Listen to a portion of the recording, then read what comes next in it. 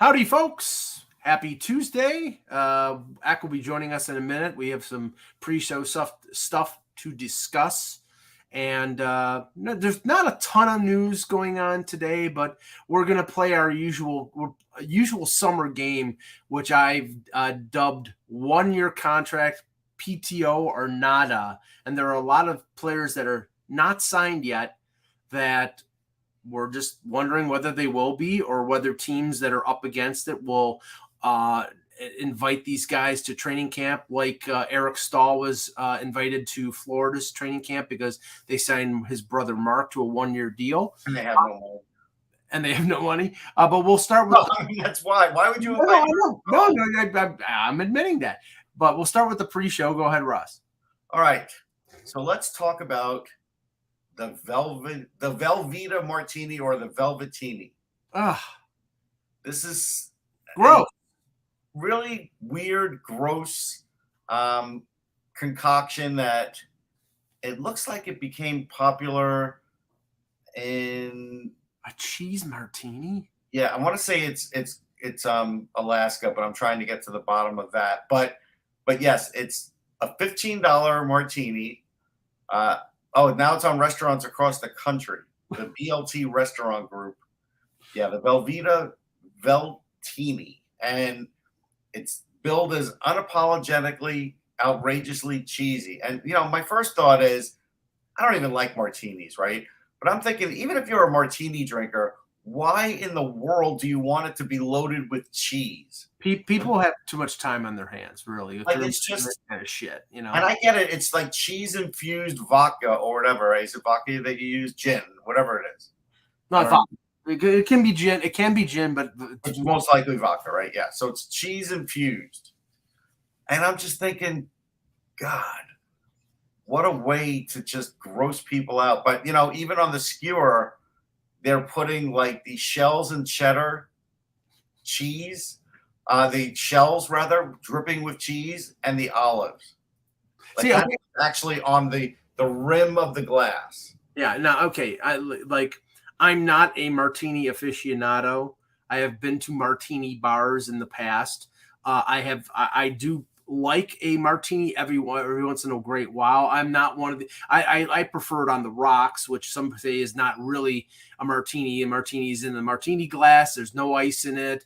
Whatever. I mean, I like it on the rocks because I like everything cold.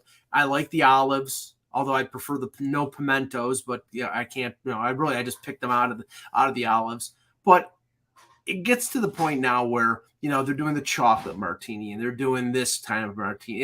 It's gotten to the point of ridiculousness. And now the cheese martini. I mean, come on. I mean, like I said, you've got way too much time in your hands. It's just, and it's honestly, it sounds disgusting. It's like going up to Canada and seeing ketchup flavored Doritos. Yeah, but here's what makes it bad too. So that company goldbelly.com, who's selling you like $50 pizzas and $100 cakes and shipping them to your house, they're having a kit for this, including 2 martini glasses, a gold cocktail shaker. Yeah, I'm sure it's gold plated. Mm-hmm. I'm sure it's like gold contact paper. It's the gold from the bottom of the bottle of Goldschlager. Right. 2 Velveeta coasters, a jar of olives, cocktail picks, and a partridge in a pear tree. A box of Velveeta jumbo shells and cheese, Velveeta cheese sauce for infusing the vodka and garnishing the rim, a Velveeta brick for stuffing the olives, and a Velveeta Veltini recipe card. Like, it's just gross. And you have to do this 24 hours in advance to get the vodka to sort of merge with the Velveeta, which really nothing merges with Velveeta because it's garbage. But anyhow, if you want that, enjoy. Yeah, no. And, I know some people who get grossed out by the dirty martini and they like, they didn't understand the concept of a dirty martini. It's like, and I've seen them made at bars enough times where they get the big plastic container of olives. So it's basically olive juice that they pour into the mixture of the vodka or the gin. It makes it sort of translucent, and that's what makes the dirty martini. Yeah, somebody said that James Bond would not like this. And it's like James Bond would be appalled because you couldn't shake it. Like you just, Well, plus he's probably lactose intolerant. Okay, so no, you're just saying that because he's old. That's ageism. No. I'm just, whatever. Okay, no, that's ageism. My contribution to the pre-show. Granted, I know things have changed pre and post COVID. I get it, and I know, especially in the food industry. I mean, God bless a lot of these chains where, it was the only place that you could get food in terms of like drive-throughs, like especially when you couldn't go into restaurants.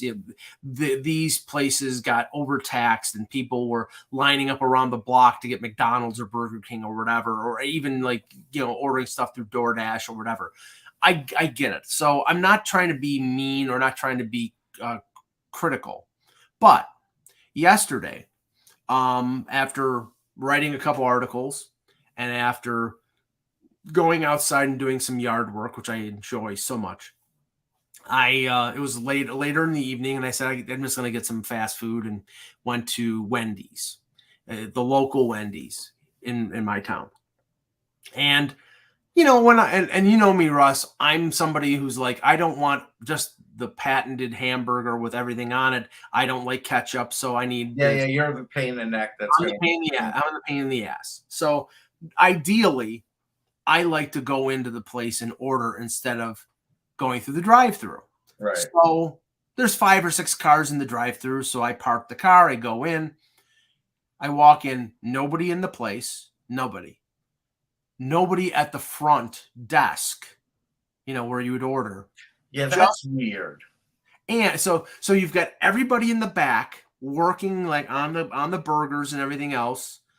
And in the corner, there are 2 basically iPads with and it's a kiosk, and they expect you to put the order in. Now, I've done that before. There's kiosks at McDonald's in Toronto. Right. There's a kiosk at one of the McDonald's, not my local one, but one of them in a, not great neighborhood. And, there's still a few people behind the counter to still do the soda and whatever. Right. But there's a kiosk that you have to order from. But you're saying this is completely personless. Completely personless, except for the people who are cooking in the back. Right. That's crazy. Right. So now I go in and I make my order, and being the pain in the ass that I am, I actually prefer to put the order in the kiosk because I know that it's going to be done correctly if they read the instructions, because I don't want ketchup, so mine is ketchup and whatever. So I put it in. But the problem was in our local paper, they had a coupon. They had buy one Baconator and get the second one for $1.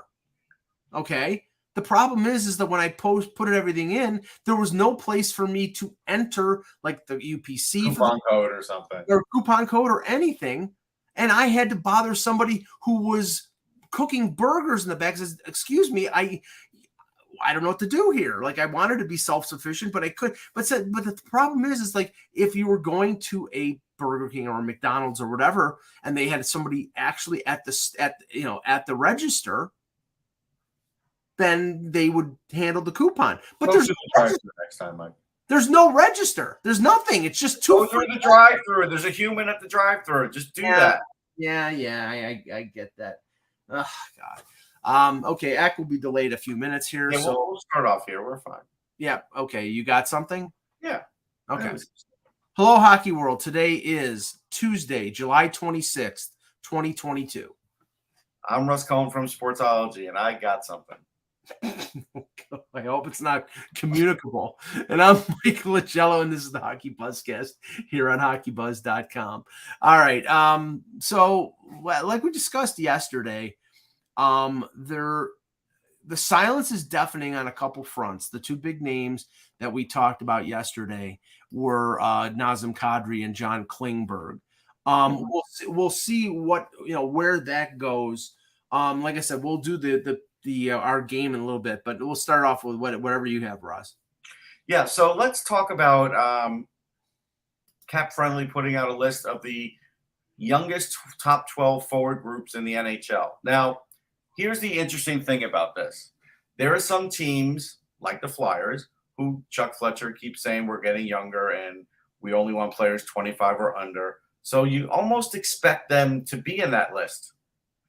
Considering that they traded for guys like Owen Tippett, right? You would almost expect them to be there, but they're not. So number 9 on this list, they only did 9 for some reason, and I'm not digging for more. 9th on the list are the Kings at 26 years of age. Now, the Kings have gotten a little older recently, but I feel like the Kings, for the players that they have, I could live with the fact that their top 12 is 26. I don't know what do you feel about the Kings? I mean, I think that they've made progress. The one thing about them that I'd be concerned about is I would have thought that some of the young guys that they drafted and are developing, the Byfields, the Turcotts, the Velardis, they really haven't started to sort of take control. And right now they're sort of riding on the guys who have been there. Kopitar, now Deneau added as a free agent, Doughty, Quick. I mean, all their success last year to make the playoffs and to push Edmonton to 7 games was mostly on those guys, right? And Adrian Kempe. It's not the young guys who are sort of coming to the now. Guys like Trevor Moore have stepped up. Guys like Jersey. Yeah, Byfield maybe this year will. Yeah. Right. But it really hasn't been on the back of the young guys. And I mean, if it doesn't start happening in a year or two, then you have to start thinking that they didn't develop these guys correctly and they're sort of spinning their wheels. So number 8 is the Florida Panthers. I think that's a good spot for them. They still have a lot of talent mixed in with that age. I have no problem with the Panthers being 8. Actually, even with the Tkachuk trade, it didn't really affect it because, he's not old. So right. No, and Barkov is not really old, so no. Like their key players are still relatively young. Yeah, Detroit 7. You would think Detroit would be higher, but again, like Kevin has pointed out to us, the last few years they've added age to kind of mix in with these younger players. So I guess that's why they're 7. But they've also added players in odd ways that are younger. Like they added Suter and they added Kubalik this year, who's 26. They picked them up off the scrap heap, so they're not picking up just like 35-year-old. They picked up Robbie Fabry. Who's in his early 20s. Right. So they've sort of been of a mindset that we'll go out and get whoever we can, but we're going to get guys who are relatively young on the free agent market or on the open market. Yeah, that makes sense. Now this one surprised me. Buffalo at number 6 at 25.9. I would have thought they'd be younger than that. Well, they do have Craig Anderson Craig Anderson.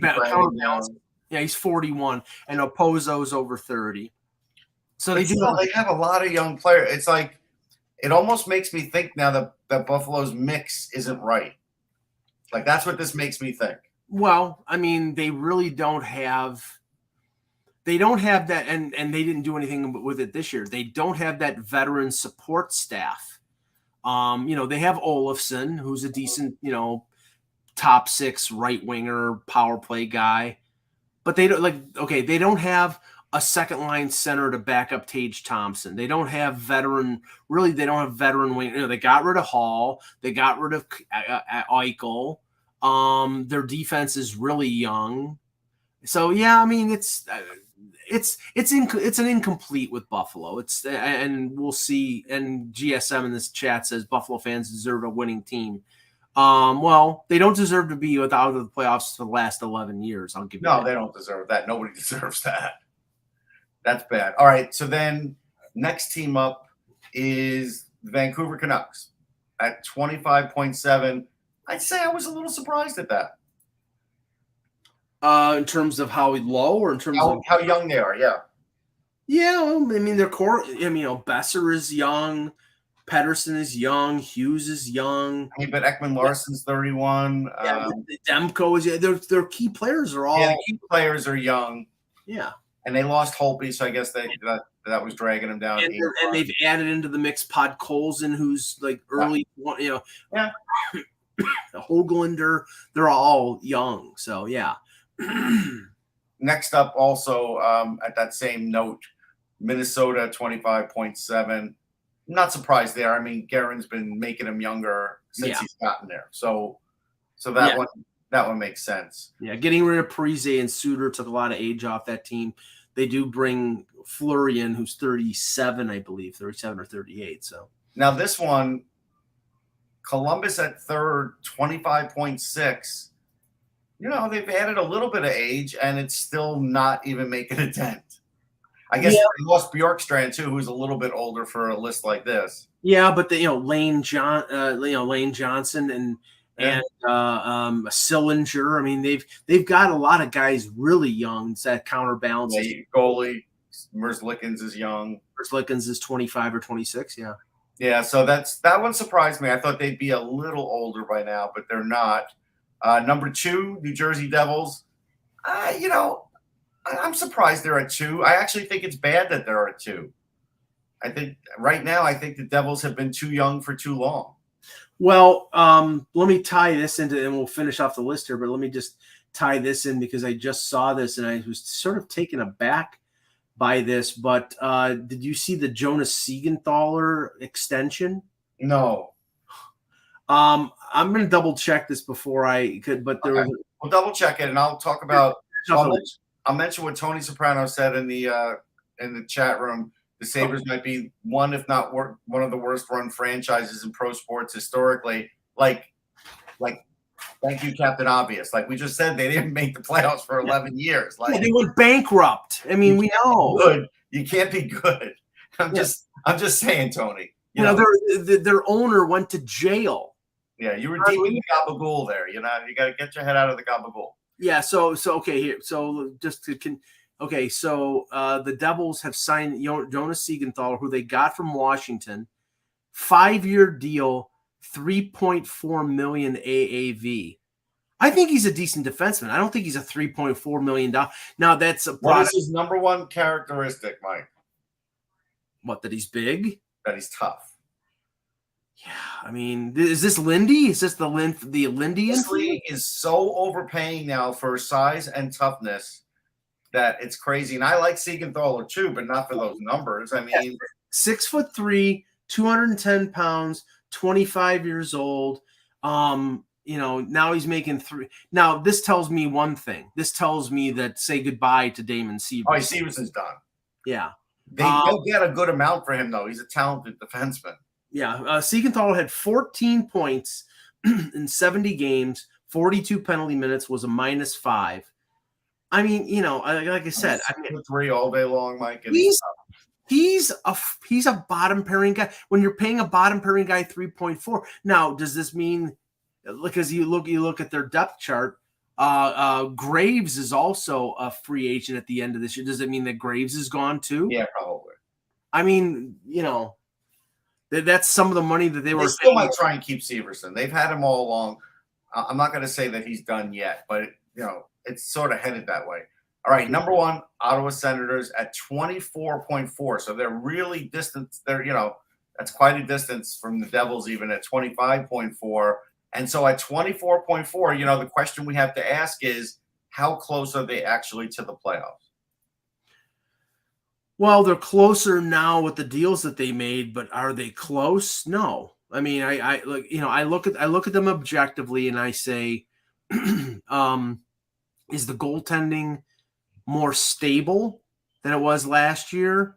Yeah, because you have, Murray was a big injury question mark. Now you have Talbot, who's been fairly healthy and fairly stable for the majority of his career. I'm still not a believer in Anton Forsberg. I still hearken back to him playing for teams that were wanting to tank, trading for Anton Forsberg because he sucked so much.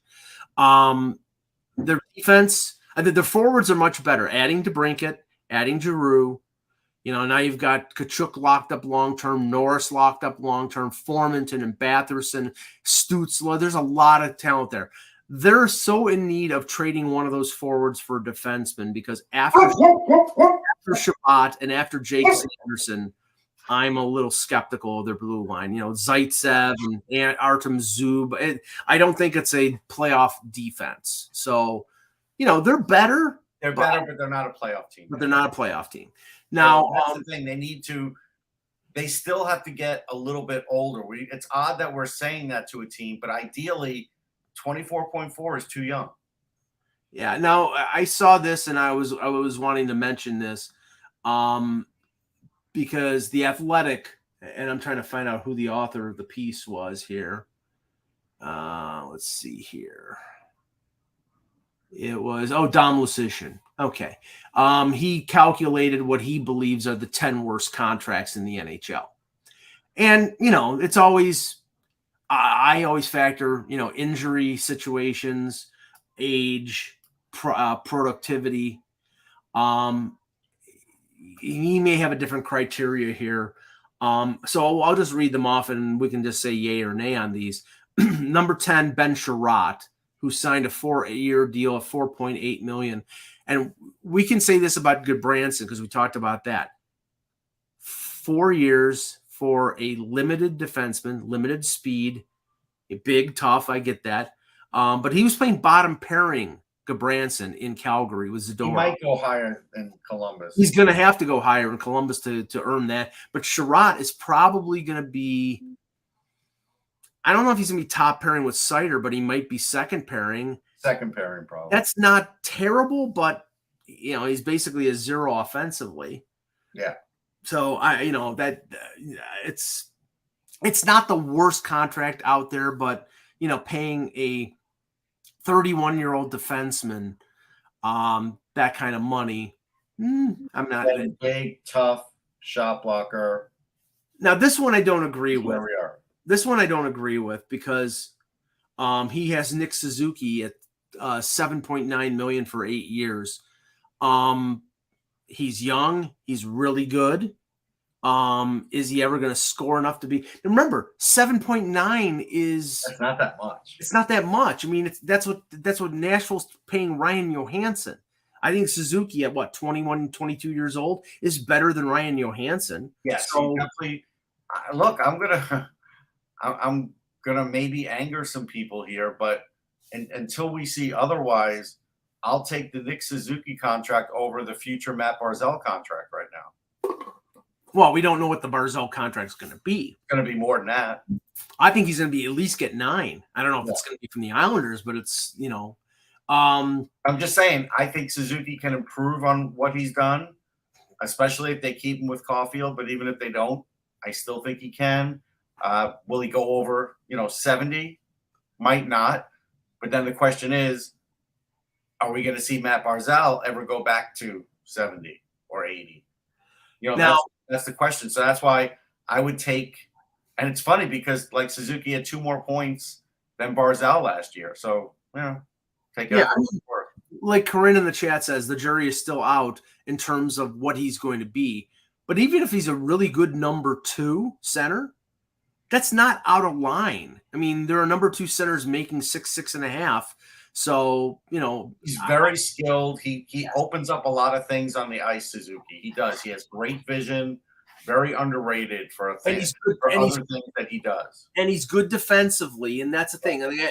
At the absolute worst, and I'm not saying, it's tough to compare a player to a no-doubt Hall of Famer, but the early comparisons to Patrice Bergeron, if he's even close to that, then it's not a bargain, but it's not a ridiculously bad contract. No, they still have future ceiling return on this. He's going to go a little higher point wise. Yeah. Now, okay, the only thing I could say about this one on this list is that maybe he's saying it's a bad contract because they didn't get him on an 8-year deal. But Zach Werenski at $9.6 million for 6 years. If I was Columbus, I would have wanted to lock him up for 8 years. And if you could, no, but you know what? I'm fine with it. They had to overpay. They had to give him another kick at the can where they are in that market. Now the market's strengthening a little. So at the time it wasn't. It helped build up this team and get people wanting to play there. I'm fine with it. Now, this one is my number 1. I don't know how this isn't number 1 in terms of the worst contract out there, which is Erik Karlsson at $11.5 million for 5 more years. He's hurt every year. When he plays, he's great, but he hardly ever plays anymore. They had to trade Brent Burns because they had, 7.5 in Vlasic, 11.5 in Carlson an 8.2, and they had 25-26 million dollars in defensemen over the age of 32. If they could have traded Carlson, they probably would have, but they couldn't. So yes, that's why they did it. You're right. It's a bad contract now. Erik Karlsson had his time. It wasn't his fault. I mean, he got that bad Achilles injury, and he's never been the same. Yeah. Colton Parayko is 6th on the list, 8 years at 6.5. They gave him the term to get the AAV down. So the length was never going to look good because he was starting to slow down already at that point. Yeah. It was never going to look great, and it's not going to look great. And there was a reason why Parayko was reportedly a name connected to the Tkachuk deal, because that was the dump to go to Calgary. Yeah. And, I don't blame them for wanting the short term of Huberdeau. Although Calgary could use him in a Sutter system, he'd still be really good. Right. Well, he's not tough, though. He's not. No. He's big. He's rangy. He's not really intimidating. No. That's true. I don't agree with this one because I think he's a really good defenseman. Oh, he must be elite. No. Darnell Nurse. I think he's way overpaid. 9.3 for Darnell Nurse is way overpaid.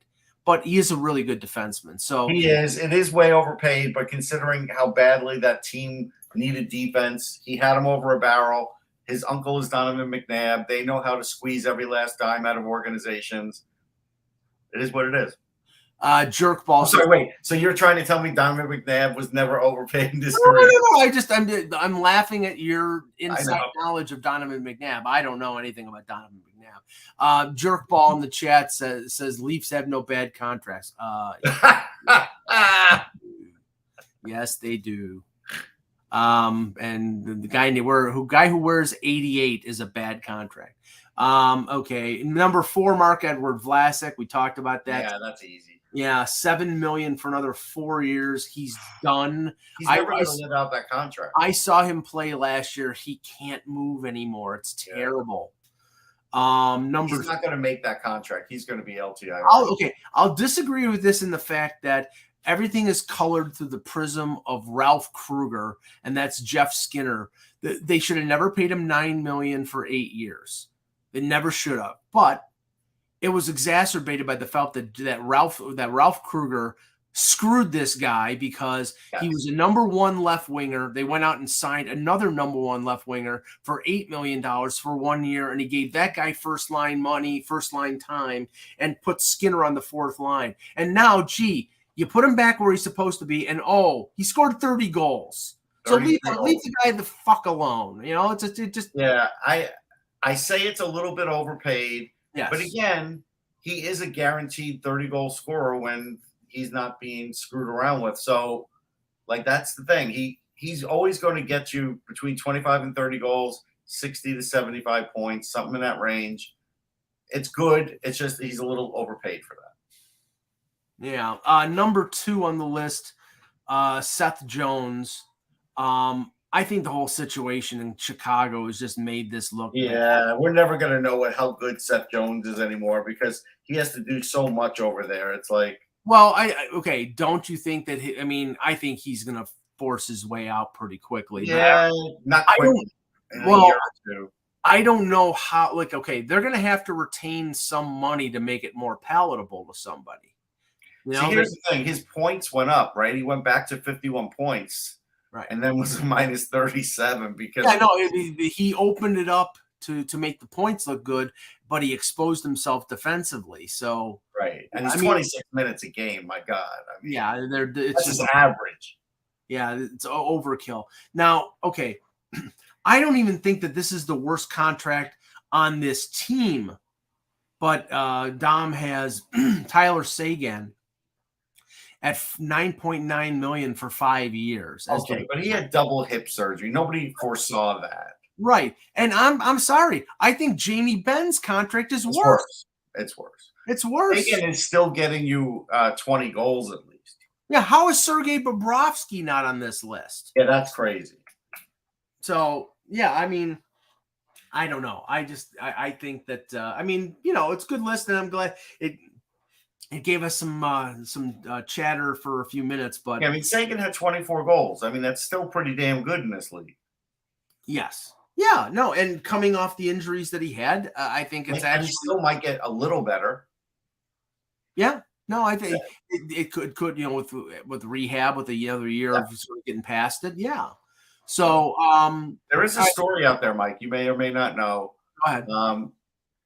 The other day there was the Zach Hyman Celebrity Classic at Oakdale Country Club, of course, in Toronto, near Toronto, outside Toronto. Oh, he's from there, yeah. Yeah, and apparently Mitch Marner let it be known that he kind of texted Shane Wright after Shane Wright dropped to fourth and felt like he might have been a little frustrated.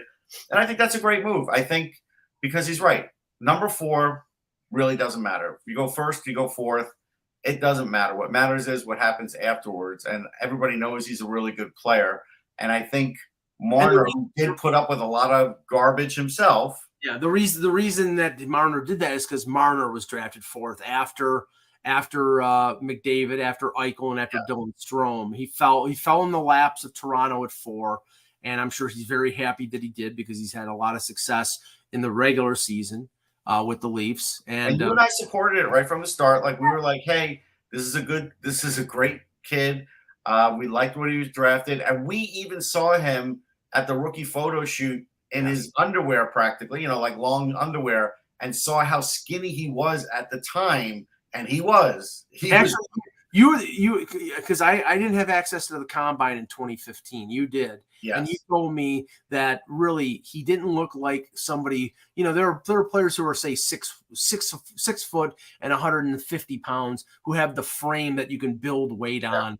He did not look, he was sort of slender, but his thing, and Mark Hunter, who was doing the drafting in Toronto and had him with the London Knights, his thing is his ability to, not be where he needs, or not be where the guy thinks he's going to be when he tries to hit. He's very extremely elusive. He's not. That is a great trait in this league, and it's funny because again, even after the combine, even after everything, I still told you I thought Marner was just a terrific player, and I'm telling you, Shane Wright is a terrific player. People who bought this garbage being passed around about Shane Wright, I guess you forgot he still had 94 points and more than a point a game in the playoffs while you're saying that. So be careful, folks. If you haven't really seen him play, don't talk about how underwhelming he might be because he's a really good player.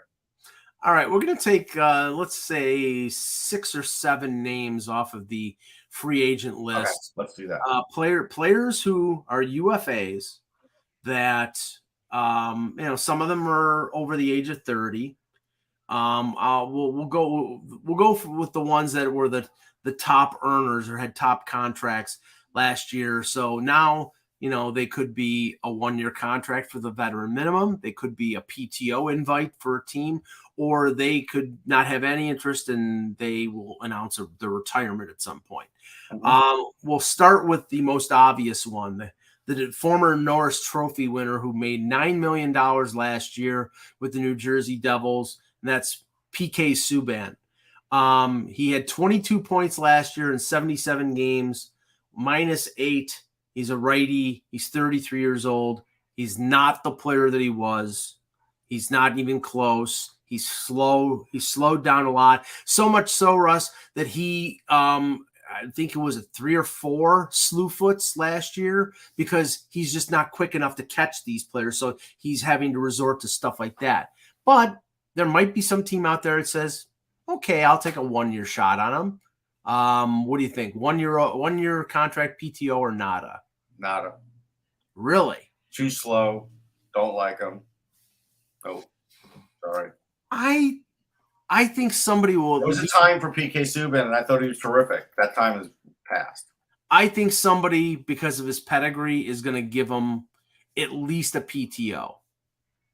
I mean, 1-year contract, maybe they wait on that to see, I mean, who I don't perceive that he's going to be faster, but I think he'll get a PTO from somebody like Florida who doesn't have a lot of money.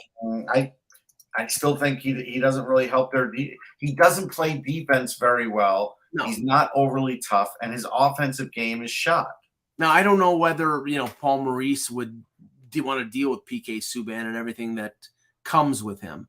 Maurice can deal with a lot. He's fine. I still think that there might be an off chance that, depending on if they make other moves here before the beginning of the season, that a team like Toronto would give PK Subban a look.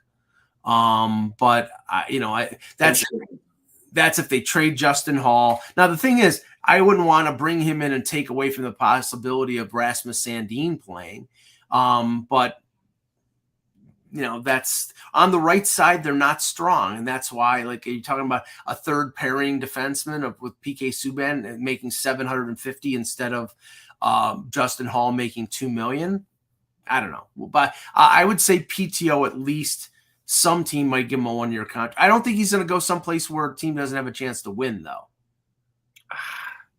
Like I said, I wouldn't even touch him. Okay.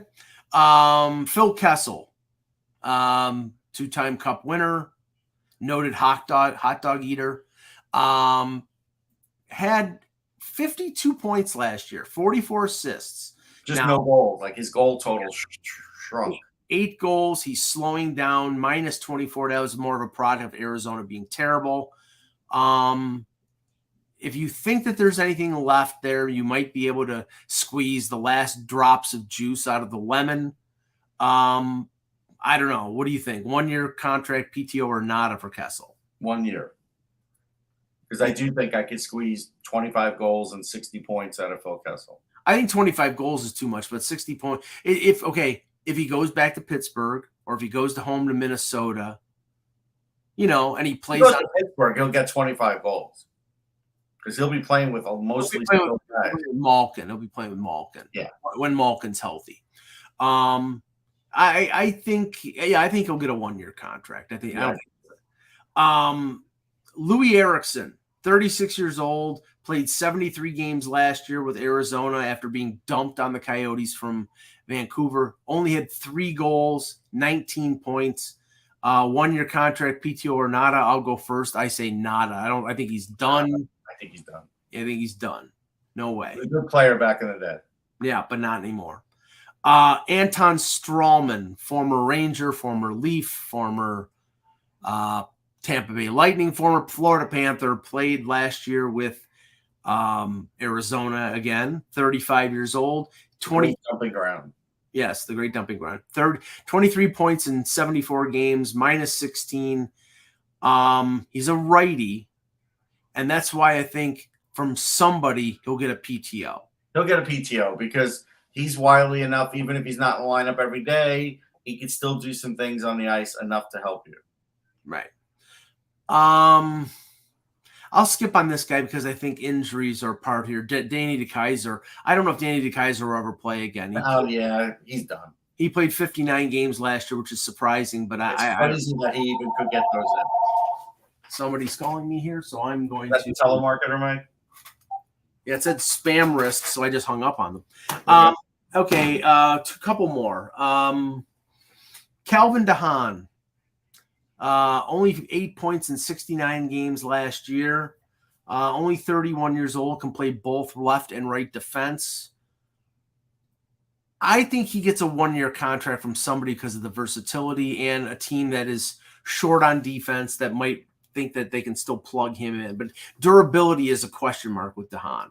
Sure, but I still think there'll be 2 or 3 teams that will want him towards the end of the summer. Yeah.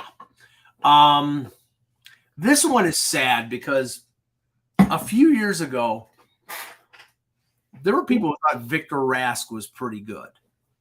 I mean, I think there was a day I thought he was pretty good too. That probably was 5 years ago, but yeah. Now he's 29 years old. Last year he had 21 points in 47 games, playing for both Seattle and Minnesota. He was dumped on I think he was dumped by Minnesota to Seattle at the deadline so they could clear cap space for the for the Fleury contract. 1-year contract, PTO or nada for Victor Rask. I could see a PTO. I could see a team like Chicago needing him. Fill a void. Yeah, a body. Yep. Okay, we'll end on this one. Antoine Roussel. a premium rat. 53 games with Arizona, 4 goals, 4 assists, 8 points. He's 32 years old. If he had anything left, he's got the type of hockey personality that teams want because he's a pain in the ass. But if he only has 8 points in 53 games with Arizona, which means he's done, I don't think anybody's offering him anything. So I think it's a nada. I think he'll get a PTO. Someone will want, the nonsense that he brings. Zach Ronaldo had a job way too long, so I'm just saying it's like me and mentioning Thomas Caberlet and mentioning Zach Ronaldo. Yeah, we should take a few questions from the chat room. Then we yeah. Questions in the chat. What is Roussel? Roussel's not buddies with Marchand. I mean, they're the same type of player. So although Marchand's got talent and so no. I mean, they're both rats in a way. Yes, we understand that part of it. Adam, yes, I still have a landline. It's not not like a landline. It's a voice over IP. Yeah, it's a VoIP. And the only reason I had it was because when I was doing talk shows and stuff like that, having a cell phone or a smartphone, the reception is terrible sometimes. So you want a clear line. So I'll tell you the advantage why I have one for Adam Ziller. Because when FiOS first came in our neighborhoods, they gave us basically a battery backup for the house. And eventually I had to change the battery on that, right? You go to Batteries Plus, it looks like almost like a boat battery kind of thing. It's a little smaller, and you put it back in there. But what that does is that keeps your phone going for another 2-3 hours after you've lost power. And so it may not be as good as a landline used to be, always connected, but that extra 2 or 3 hours or more, depending on if you're using anything else in your house, could be a big deal. So that's why I still have it.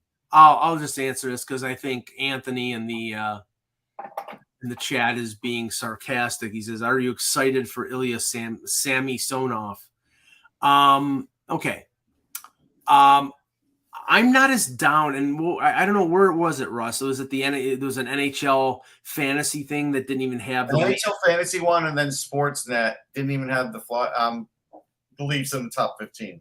Yeah, I've made my point and my opinion clear on Matt Murray. I think it was a risk worth taking because the Leafs weren't going to sign Jack Campbell for 5 years. And if Murray, and this, from my mouth to God's ear, if Murray can stay healthy, I think he's a better goalie than Jack Campbell. The question is, can he stay healthy? If he can't, then it's then it falls. A lot more falls on Samsonov.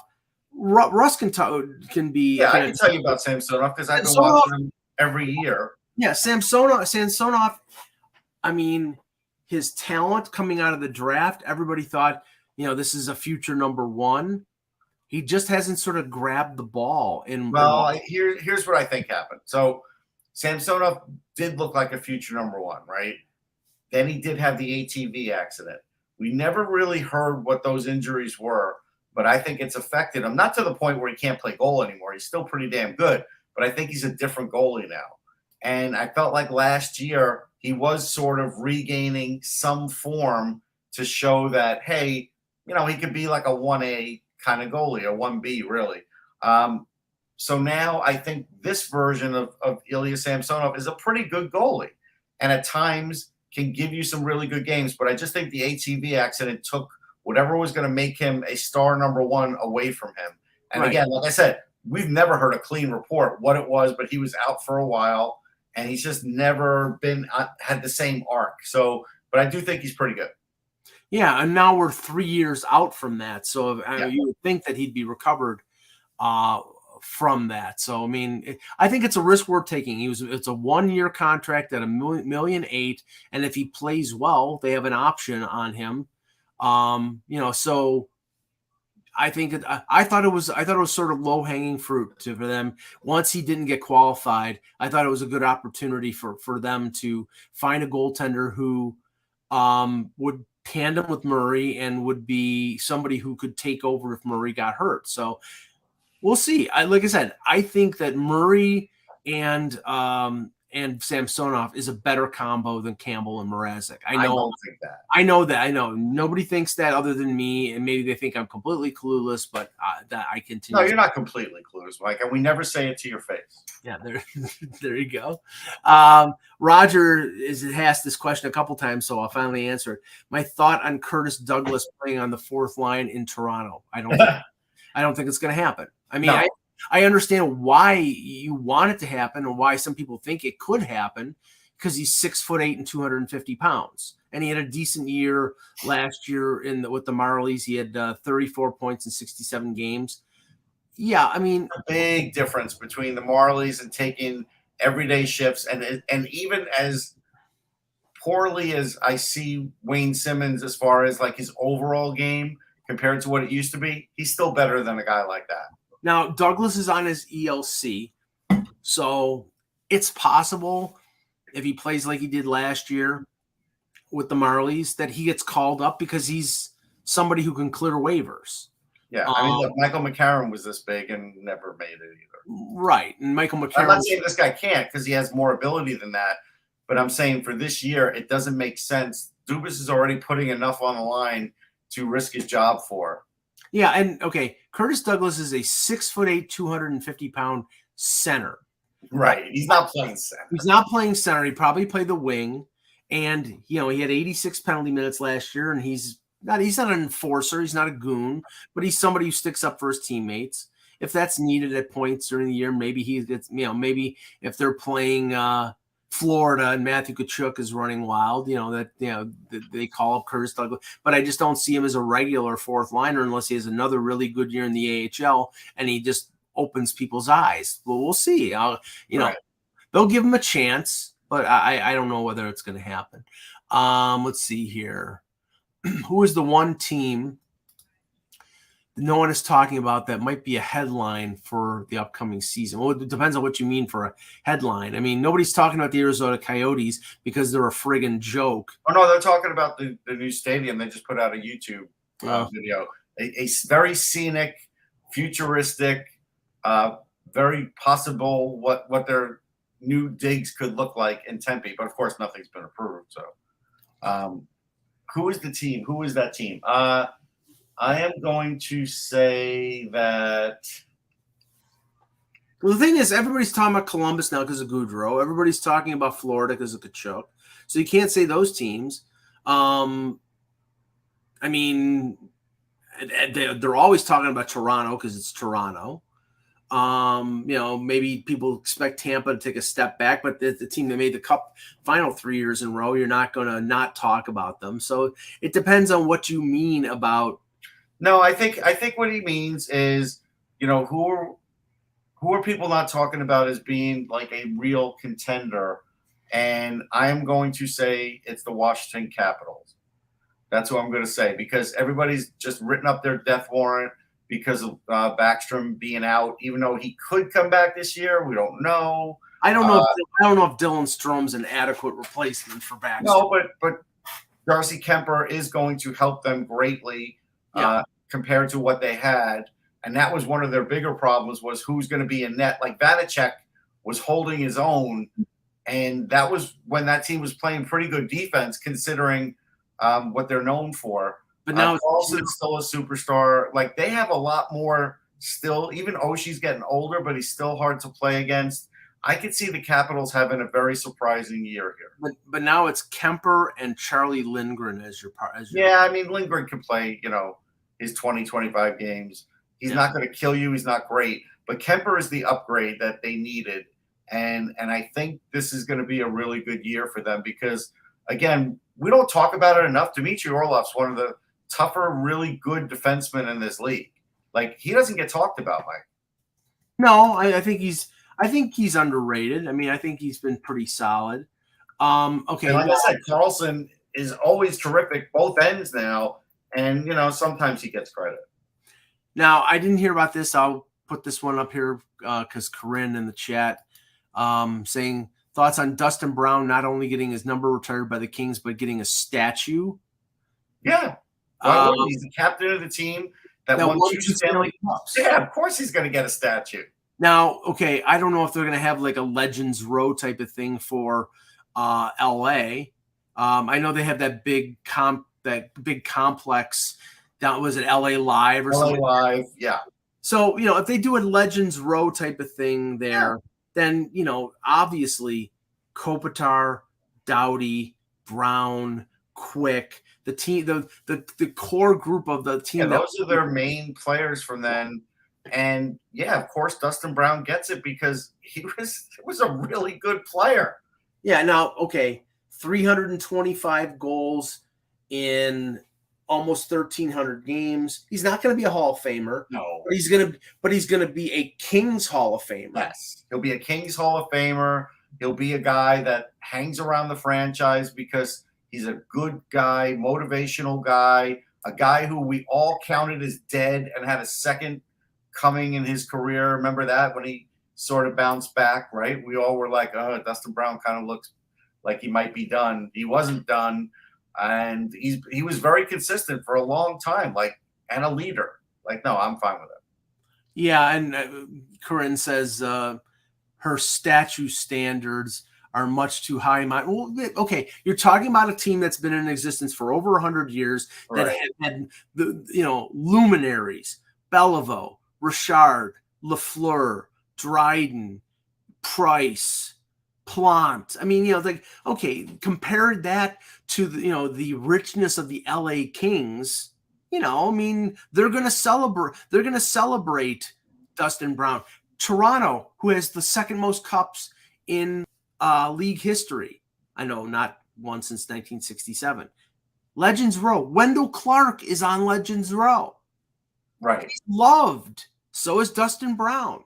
The love of the fans means a lot for these franchises. Yeah, I mean, just as an example, they're Howie Morenz, and again, Harry Morenz, great player. I mean, the Kings haven't been around a tremendously long amount of time.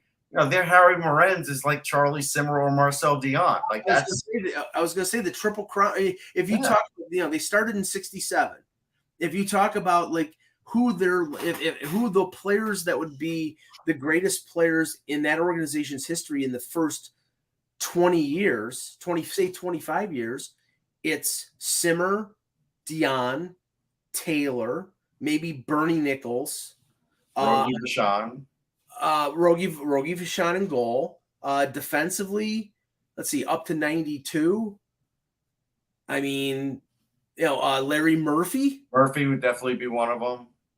Yeah, I mean, remember, say it's 90. We can always count Gretzky if we want. We don't have to count him, as far as just being one of their greats. We're talking about 92 because Gretzky was only there for 2 years at that point. But defensively, you can't say guys like Rob Blake or So you're talking in the first. Corinne's asking if Dion and Taylor have statues. I don't know, Corinne. I'm not the statue police. Yeah, I honestly. This is the first I've ever heard of anybody in LA having a statue. I will say this, though. I will say this. If it's Dustin Brown and he's their first one, I get why someone might say it that way. But again, this is LA where they sort of tend to celebrate what's good now and not necessarily what used to be good.